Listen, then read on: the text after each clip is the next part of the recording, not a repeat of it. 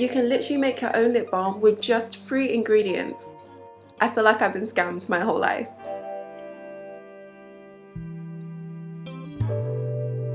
Hi guys, and welcome to WholeElise. I'm Elise, and today we're going to be making lip balm.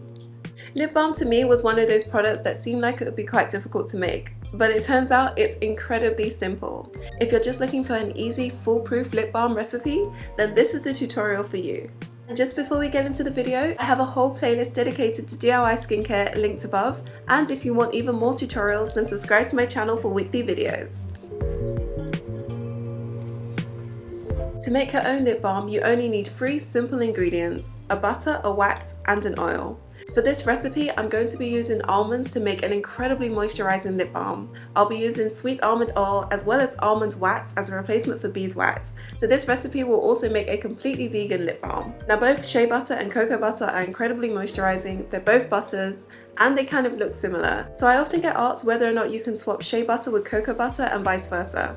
Because we're making such a simple lip balm recipe, I thought it would be a great opportunity to do a side-by-side comparison of lip balm made with shea butter and lip balm made with cocoa butter. All the other ingredients and measurements will stay exactly the same, but this way you can see just what the difference is, and depending on what properties you're looking for, which one is the best choice to use. Shea butter and cocoa butter look pretty similar, but they actually have completely different textures. Shea butter is soft, sticky, and easy to cut through, whilst cocoa butter is more brittle and has a crumbly texture.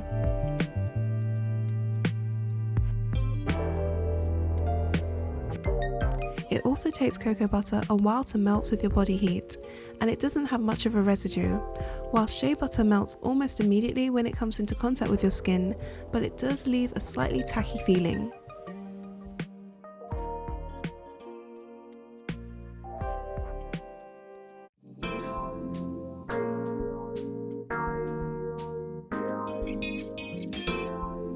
Now that we've chopped up our butters, add it to the almond oil and wax.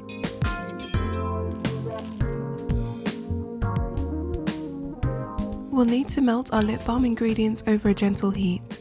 You can either use a double boiler method on the stove, or you can pour boiling water into a makeshift bain-marie and let the hot water slowly melt the wax. So I thought I'd try the bain-marie method, just for variety really, but it takes so long.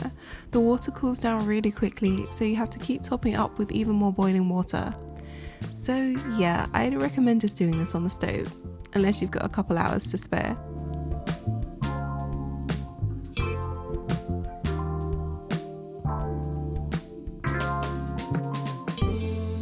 To check to see if your lip balm will set properly, take a cold metal spoon and dip it into the melted lip balm. It should harden pretty quickly. Run your fingers through the set mixture to check its consistency. If it's either too soft or too hard, you can add more wax or oil respectively. Next, we'll need to add our antioxidant to prevent our lip balm from going rancid. If you want to add any fragrances, this would be the stage that you'd add it. I'm using vitamin E oil as an antioxidant, and lavender and vanilla essential oils to give my lip balm a sweet but subtle scent.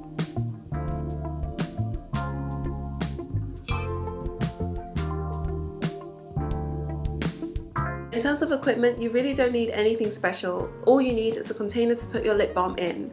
Now this recipe will work just as well using a small round container or a traditional lip balm tube container. It's really just down to personal preference. Multi-packs of lip balm containers are really affordable, but if you prefer to do zero waste, you can actually recycle old lip balm containers that you already have. In fact, all of the lip balm containers that I'm using in this DIY are actually lip balms that I already own. Main reason being that my order didn't arrive in time, but it was a great opportunity to actually recycle something rather than just buying something new. All you would need to do is take out any of the remaining product, wash it thoroughly, and I would also recommend boiling it for a little while just to make sure that it's 100% clean before you put in your new lip balm. To transfer our lip balm into their containers, I'd recommend using a pipette or a funnel.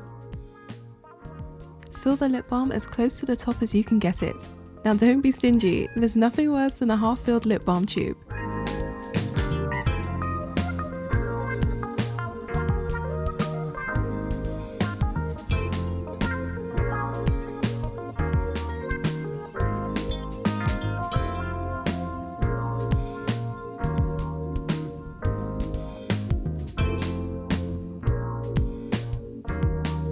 Once filled, refrigerate so that the lip balm can set completely. And we're done! You've just made your own homemade natural lip balm. Out of the cocoa butter and the shea butter mixture, I would definitely say that the shea butter lip balm is a lot softer and probably needs more wax added to it in order for it to get the same consistency as the cocoa butter. And I can definitely feel that it has a residue when I put it on my lips, which isn't necessarily a bad thing. I think if you want a lip balm that coats your lips and really moisturizes it, then going with shea butter would be a great choice. In terms of the cocoa butter lip balm, it isn't quite as tacky. I still find it to be very moisturizing, but what I would say is that you can definitely smell that chocolatey cocoa butter smell.